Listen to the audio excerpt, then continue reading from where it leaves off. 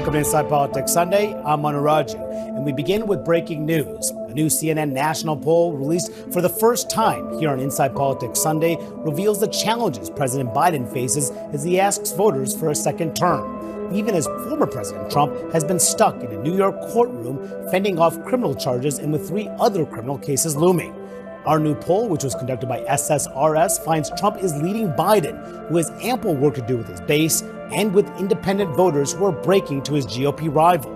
In a head-to-head race, 49% of voters say they'd pick Trump for president, compared to 43% for Biden. That's a 9-point Trump advantage with independent voters.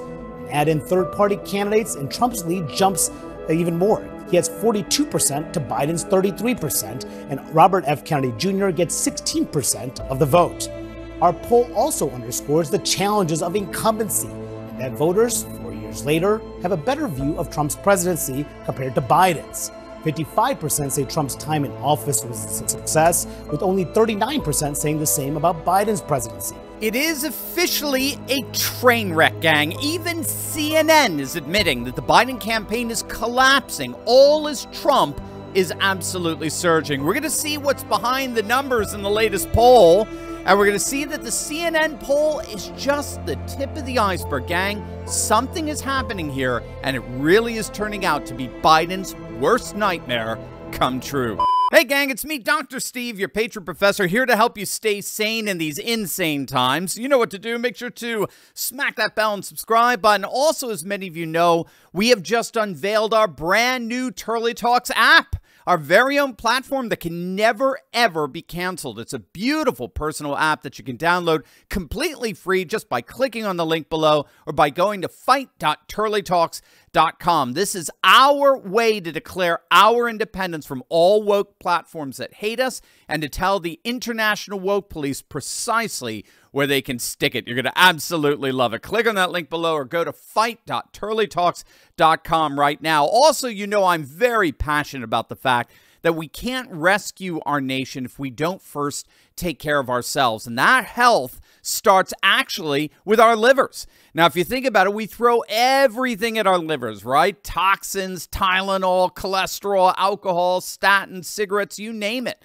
That's why so many of us have a sluggish, fatty liver that makes us gain weight and lose energy. But thanks to today's sponsor, there's a very real solution. Liver Health Formula is an all-natural supplement. It contains 12 clinically proven botanicals that help recharge and protect your liver. It's manufactured right here in the USA and approved by independent American doctors. And if you click on that link below right now, you can try Liver Health Formula and receive a free bottle of blood sugar formula when you order today. So don't let a fatty liver keep you sluggish and inactive, gang. As many of you know, I mean, this is personal for me. I myself recently lost over 60 pounds, and I can say it was one of the best decisions I've ever made. So now it's your turn. Click on that link below or go to getliverhelp.com/Turley and claim your free bonus gift. That's getliverhelp.com/Turley. The left-wing activists disguised as journalists over at CNN are sounding the alarm, despite all of the attempts by the Democrats and their allies in the legacy media to interfere in the democratic integrity of a presidential election through their use of weaponized legalism. Donald Trump has taken his largest lead yet over Biden. Head-to-head, Trump now has a 6-point lead over Biden, beating him 49 to 43%. And when the rest of the candidates are factored in a 5-way race, Trump's national lead jumps to 9 points. I mean, it's absolutely astonishing. Again, we never saw anything even remotely like this in 2016 or 2020 in terms of national polling. And the crosstabs suggest what's really behind these numbers. 51% of independents said that Trump's presidency was a success, whereas only 37% see Biden's presidency as successful. Altogether, 55% of respondents believe Trump's presidency was a success, whereas only 39% believe the same for Biden. A whopping 61% believe Biden is an abject failure. I mean, there it is, gang. That's basically the rationale behind these numbers. Again, when all is said and done, Trump has perhaps the single easiest, simplest campaign pitch ever. When I was president, things were great. When Biden came in, he messed everything up. Vote for me, and I'll make things great again, right? When I was president, America was pretty great. Biden came in and destroyed everything. Vote for me, and I'll make America great again.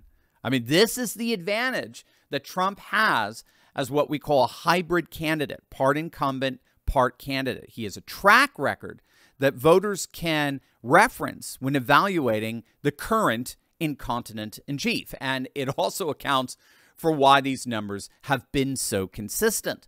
The relatively high approval rating for Trump's presidency and the dismally low approval rating for Biden's has remained relatively fixed for nearly the last year. And there's really nothing to suggest that those numbers are going to change before November, right? There's no economic forecast. There's nothing happening certainly nothing happening to change the situation, the disastrous situation at the southern border. There's no indication that Russia's suddenly going to cower and surrender, or that the Israel-Hamas conflict is going to end anytime soon. I mean, there's literally nothing that we can expect in the next 6 months that's going to change these numbers. At this point, we can safely assume that voters are going to mail in their ballots, or they're going to go to the polls on Election Day, largely seeing Trump's presidency as a success and Biden's an abject failure. Just to bring this home, gang, here's the RCP, the Real Clear Politics polling average for all the swing states. Again, this is the aggregate, all the polling that's been done over the last several months. Trump is up by 2 in Wisconsin. He's up by almost 1 in Pennsylvania. He's up by 5 in Arizona. He's up by just over 1 in Michigan. He's up by 5 in Nevada. That's stunning. No Republicans won Nevada in 20 years. He's up by 4 in Georgia, and he's up by over 5 in North Carolina. So as things stand right now, according to the polling averages, Trump is set to win upwards of around 312 electoral votes, even more than he won in 2016, when, again, he had nowhere near this kind of polling dominance. I just want to underscore what we're looking at here. Take Wisconsin, for example, okay? Back in 2016, before Trump pulled off the upset and won Wisconsin, there was not a single poll showing him in the lead at all leading up to November. Not one. Trump was consistently behind in every single poll leading up to November, and yet he won because Trump always overperforms his polling. He overperforms his polling by about 3 points pretty consistently. But gang, Trump is now consistently ahead in virtually all the polling, not just in Wisconsin, but in every single swing state. And he's been in the lead for months now. To make matters even worse, Biden is now officially the least popular president at this point in his presidency in the last 70 years. According to the latest Gallup poll, Biden is in a weaker position than any prior incumbent president, including Jimmy Carter and George Herbert Walker Bush. He's polling at just 38% approval, the lowest of any incumbent president at this point in his presidency in 7 decades. By comparison, Trump at this point in his presidency was at 47% approval, Obama was at 46%, and the first Bush was at 42%. Biden is in the 30s. And to top it all off, as all of this is happening, it's now being widely reported that Trump and DeSantis met over the weekend.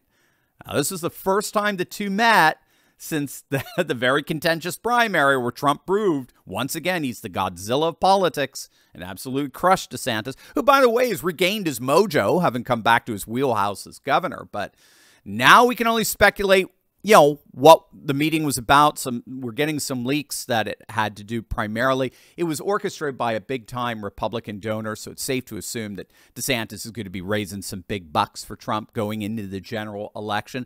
Biden has been outspending Trump literally 5-1 thus far in the campaign, which is just further insult to injury given how badly Biden is doing in the polling. Trump is crushing him, and he doesn't even have to spend a dime to do it. But that'll change after this weekend. If they talk turkey here, DeSantis is going to be bringing in some major cash to the Trump team. That was one of the things that DeSantis did do very well in his brief but ill-fated presidential campaign. He was literally awash in cash, and he could steer some of those mega donors Trump's way. Now, of course, talk of him taking the VP slot is back, so we'll have to see what goes on with that. But again, at the very least, we're seeing a very united Republican Party going into November. We're seeing the mega donors increasingly lining up united behind Trump. And we're seeing relatively fixed polling that's giving Trump a huge lead both nationally and in all the swing states, every single one. It's no wonder at all why CNN is starting to panic.